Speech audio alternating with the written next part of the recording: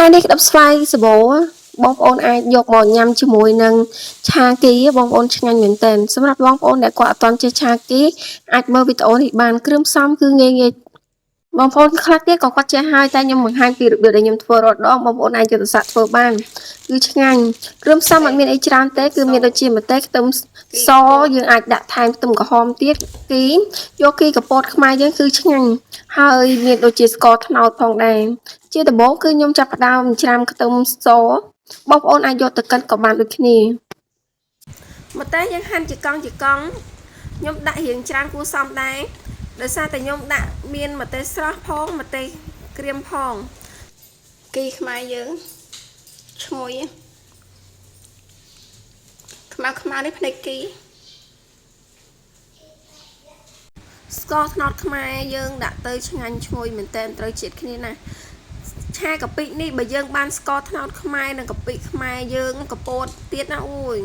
ចាប់ជាតិឆ្ងាញ់មែនតើការធ្វើគឺជារឿងមួយយ៉ាងសំខាន់គឺលើគ្រឿងផ្សំបើយើងទៅទិញ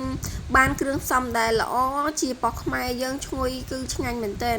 វាកាន់តែធ្វើឲ្យរសជាតិយើងកាន់តែល្អដាក់ខ្លាញ់ចូលបន្ទាប់មកដាក់ខ្ទឹមសហើយបំពងវាមកល្មមមិនបាច់ឲ្យវាឡើងជើងជាក្រងពេកទេជាទូទៅកាលពីមុនខ្ញុំតែងតែដាក់ឲ្យវាឡើងជើងជាក្រងខ្លាំងតែជាក់ស្ដែងឥឡូវខ្ញុំអត់បំពងឲ្យវាឡើងជើងជាក្រងពេកទេការធ្វើឆាគីនេះគឺយើងដាក់ឲ្យរៀងផ្អែមបានឆ្ងាញ់ហើយមានដាក់ទាំងស្ករត្នោតផងនិងស្ករសផងគ្រឿងផ្សំអត់មានអីខុសគ្នាច្រើនទេគឺដូចតែគ្នាដែរបងប្អូនគ្រាន់តែខុសតិចនិចក្នុងការធ្វើតិចតួចទៅតាមការនិយមធ្វើនីមួយកូរស្ករឲ្យឡើងជើងជាក្រងល្អហើយឲ្យវាឡើងឈ្ងុយទៅខ្ញុំដាក់គ្រឿងបន្តបន្ទាប់ចូលទៀតកូរស្ករឲ្យឡើងពងជាក្រងជើងជាក្រងជាទូទៅខ្ញុំតែងឲ្យហាវវាបែបហ្នឹងបងប្អូនខ្លះទៀតក៏គាត់ហាវផ្សេងណាវាសារតាមតំបន់ហើយដាក់កាពិចូលកាពិគឺខ្ញុំដាក់ចំនួនស្មានអត់មានវល់អត់មានក្លិនអីទេបងប្អូននៅក្នុងវីដេអូហ្នឹងអញ្ចឹង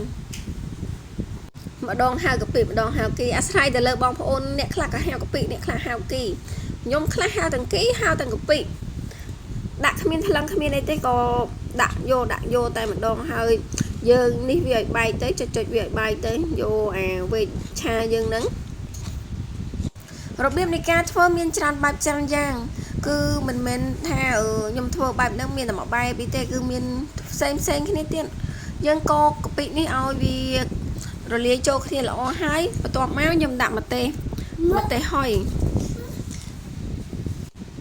ហើយបន្ថែមជាមួយនឹងម្ទេសស្រស់ទៀតសម្រាប់ការដាក់ម្ទេសនេះគឺយើងអាចដាក់ម្ទេសស្រស់នៅពេលក្រោយក៏បាន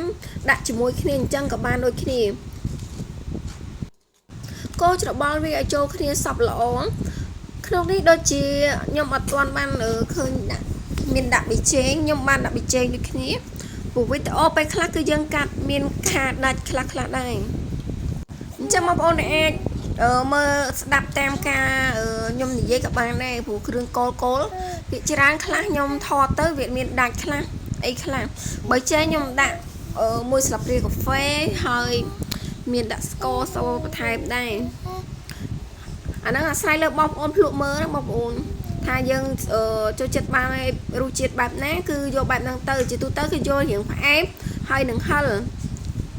ជ្រលក់ជាមួយស្វាយយើងញ៉ាំលក្ខណៈថាញ៉ាំច្រើនអញ្ចឹងខ្ញុំអត់សូវជាយកចំណូលប្រៃទេ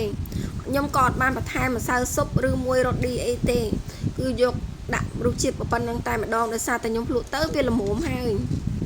បញ្ជាក់ក្នុងវីដេអូនេះខ្ញុំអត់មានដាក់ឃើញមានដាក់ប៊ីចេងគឺខ្ញុំដាក់ប៊ីចេងមួយស្លាបព្រាកាហ្វេនិងស្ករសប្រហែលជា3ស្លាបព្រាបាយបន្ថែមទៀតគេឆាយើងឆ្អិនរួចរាល់ហើយខ្ញុំទុកឲ្យវាត្រជាក់ចាំដួសដាក់ចានឬមួយដាក់កំប៉ុងរួចខ្ញុំក៏មកលាយចិត្តស្វាយ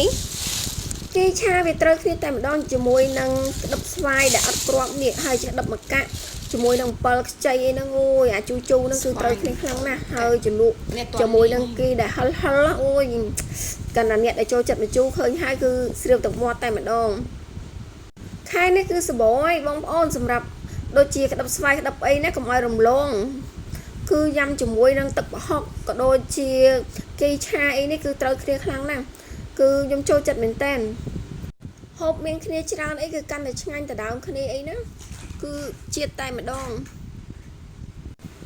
ចាវីដេអូខ្ញុំក៏ចាប់ត្រឹមប៉ុណ្្នឹងហើយអរគុណបងប្អូនសម្រាប់ការចូលតាមដានទស្សនាវីដេអូនេះពីដើមដល់ចប់ complete subscribe វីដេអូខ្ញុំម្នាក់មួយផងសម្រាប់បងប្អូនដែលគាត់រកនឹកមុខម្ហូបមិនឃើញអីឬមួយក៏ចង់មើលមុខម្ហូបប្រចាំថ្ងៃអីផ្សេងគឺបងប្អូនជួយ subscribe ម្នាក់មួយផងសម្រាប់ការធ្វើម្ហូបខ្ញុំមិនមែនជាចង់ភៅជំនាញអីទេគឺគ្រាន់តែជាអ្នកធ្វើតាមផ្ទះតែប៉ុណ្ណោះហើយបងប្អូនណាដែលគាត់អាចមានអីធ្វើដែលល្អជាងនេះអាចខមមិននៅខាងក្រោមបានហើយរបៀបរបបនៃការធ្វើគឺពីផ្ទះមួយទៅផ្ទះនីមួយគឺអត់ដូចគ្នាទេតែងតែធ្វើខុសគ្នាអញ្ចឹងបើសិនជាខ្ញុំធ្វើខុសពីបងប្អូនធ្វើពីខុសពីខ្ញុំអីបងប្អូនមានរបៀបផ្សេងអីអាចខមមិននៅខាងក្រោមបានណាបងប្អូនដើម្បីចែករំលែកគ្នាទៅវិញទៅមកហើយខ្ញុំមិនមែនជាអ្នកអាជីពអីទេរាល់ការធ្វើម្ហូបពីផ្ទះនីមួយមិនថាភូមិមួយខេត្តមួយតំបន់អីទេគឺតែងតែធ្វើខុសគ្នាទាំងអស់ព្រោះថាសំបីតែអ្នកនៅក្នុងផ្ទះជាមួយគ្នាក៏ពេលខ្លះក៏ធ្វើម្ហូបនៅតែរសជាតិខុសគ្នា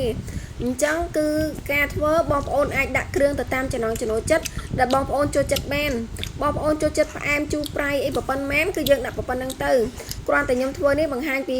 រូបមន្តគោលដែលថាគ្រឿងគោលអញ្ចឹងណាហើយជូនបងប្អូនណាដែលគាត់អត់ចេះនិងបងប្អូនខ្លះទៀតដែលគាត់ចេះហើយគាត់មិនដែលធ្វើរបៀបនេះគាត់ធ្វើរបៀបផ្សេងអាចចង់សាកធ្វើរបៀបនេះអាចធ្វើបានអរគុណបងប្អូន